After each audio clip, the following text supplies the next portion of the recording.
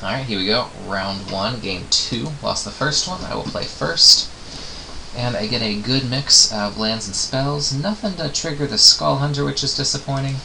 But this is still good enough to keep. I've got a pretty good curve here.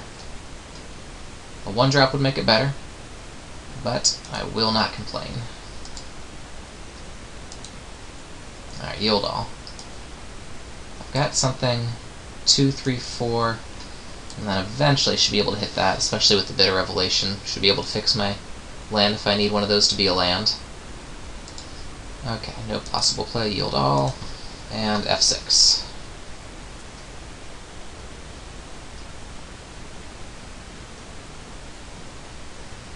Alright, starting a fair bit like last time.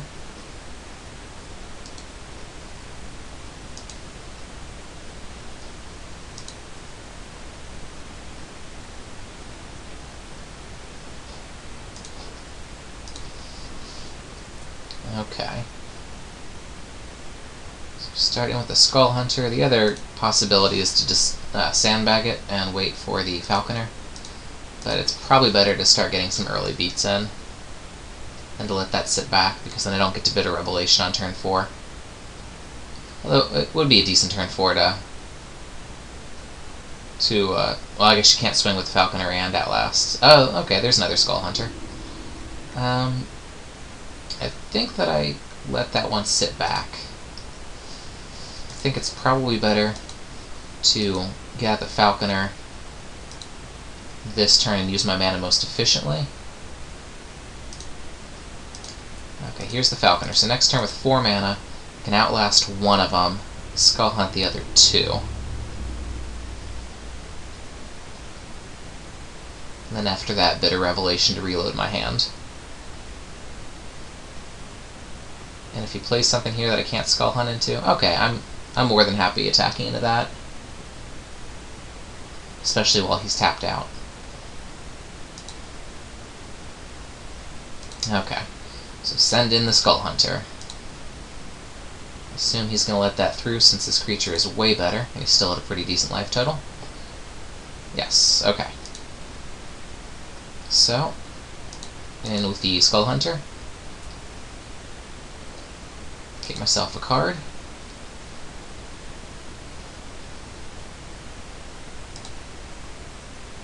And my card is an island. Alright. And Outlast here.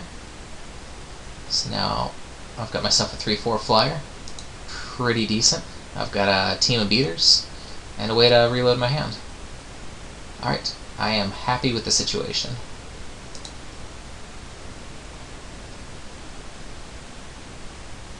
If he prowess grows this, it's still only got a toughness of 2. So that's not too worrisome swinging in with my Skull Hunters. It's mostly an offensive card. Alright, Defiant Strike, getting a little extra value out of it. Gets to whack me for 4.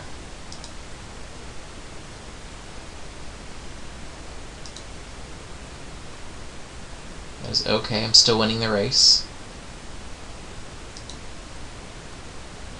Got 3, 4, 5, 6, 7 points on the board. 7, 14. Alright, so I've got him on a 3-turn clock at the moment.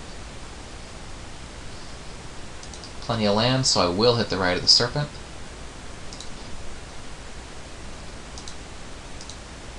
Alright, we will send in everybody. I don't think that he's got too much at 2 blue that really scares me.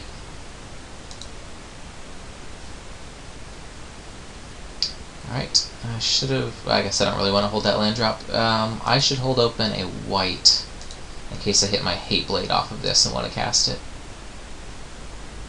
Or I could have Despise and want to cast it. Although Hate Blade would then not have haste. Okay. So what am I getting a peek at here? Well, I get a secret, and I guess I will take a Plains. Alright, you guys are into the yard. So I'm pretty happy about that. I got to mill some cards that were not going to do me any good. So that was really almost like drawing 4, because those other 2 were bad draws. So that card is actually very strong. That's the first time I've been able to cast it in draft, and now I see what everybody's talking about. Not only do you get yourself 2 cards, you get 2 cards that you don't have to draw. Okay. So he sends in, taking me down to 12, which is A-okay with me. If he plays any blockers, I will most likely write them.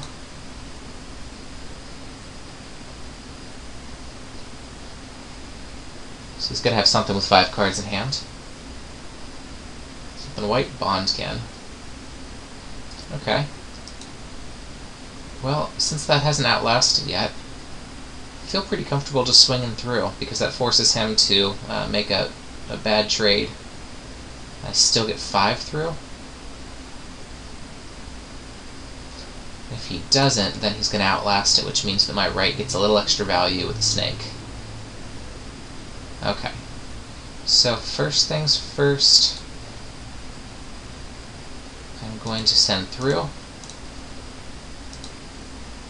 I suppose I could have put the secret down first to try to get out any possible tricks, because I did just swing straight into kill shot. Okay, looks like he's just going to make a bad trade.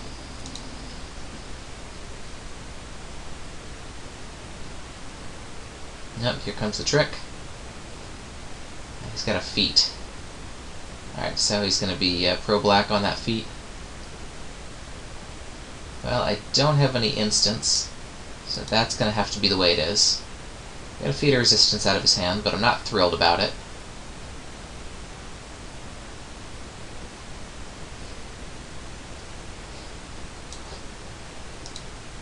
Okay, the bright side is I still got him for 5. I will get 2 of his 3 best cards.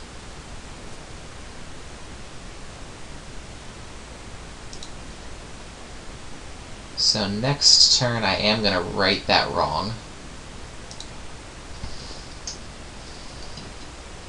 What can he get me for? 5? Okay, no, I'm still good. Okay. So I will get his secret. Oh, I should probably choose target. Really? Choose target opponent? I don't know why they make you choose opponents in a 2-player game. It seems like that should be an auto choice. If it was choose target player, I could see, but it's opponent. Okay. So let's find out what I get out of him. Got a Scaldkin and a Bringlow, huh? Bringlow's pretty strong in this situation, so whatever he has is better than Bringlow. Okay. My other one, I'm just going to gain a life. Okay. His go. It's got to have some bomb or removal spell that's better than Bringlow. I can't imagine what that would be, so it's got to be a bomb, right? Alright, so he's going to get a chunk of 5 out of me. Let's see, 3, 4, 5. If he was just 1 lower, I could have him. Okay.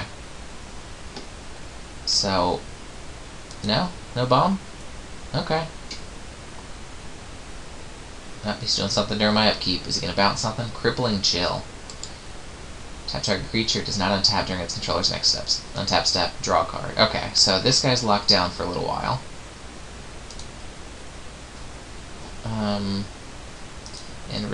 Can you... No, you probably can't do this in response to that, can you? I think you have to outlast at sorcery speed, and you can't do that during your upkeep. Okay. And I do get the KHN too. Okay. So, I've got 1, 2, 3, 4, 5, 6, 7 mana, which is not enough to play both. So I am going to take down the first striker and get myself a token.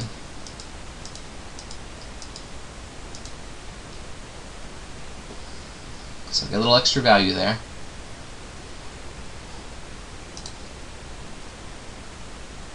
And I'm sending him in because he couldn't block anyway. So next turn I'll untap with 3 power,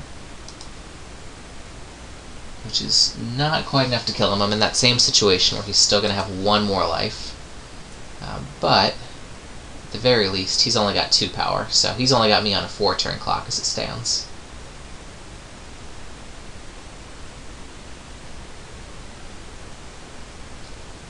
Alright, so one of his 2 cards is a beefy one. Yeah, 4/5 flying prowess is pretty good. I can get wide enough to deal with it if he doesn't kill me first. If he doesn't kill me first might be a big if.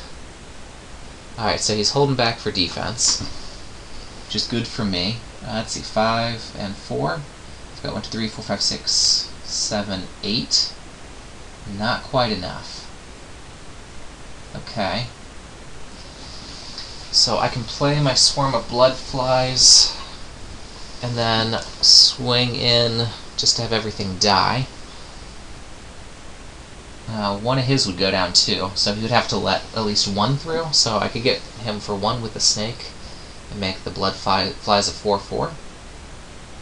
That should be pretty good. I think I might do that. I might just suicide him. Or I could play the Kieran, which should be able to hold this off, and if he swings through with this, then he's just gone.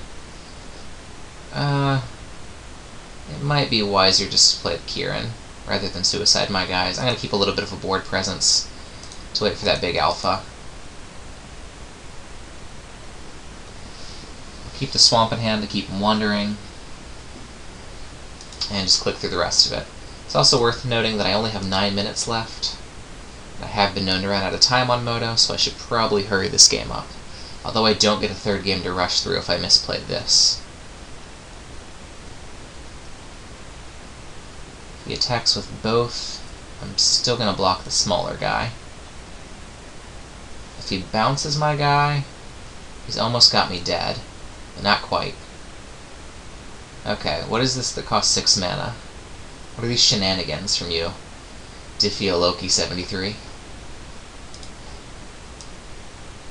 Okay, his shenanigans are return up 2 target creatures. Alright, those are pretty good shenanigans. I will grant you that your... Oh, they both have prowess? So what was 6 is now 8. And I am now dead. Okay. So I really didn't have any way to avoid that. I'm just dead here. Yeah. Okay. So as long as he knows how to do basic math, he has got this match. Let's see if he has 5 plus 3 figured out. He in fact does. Okay. Well, I'm glad that I chose Swiss, or I'd be done playing already. He got the match. I'll give him the GG.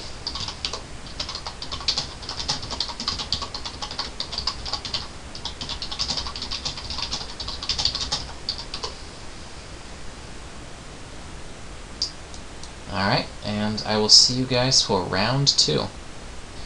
Alright, here.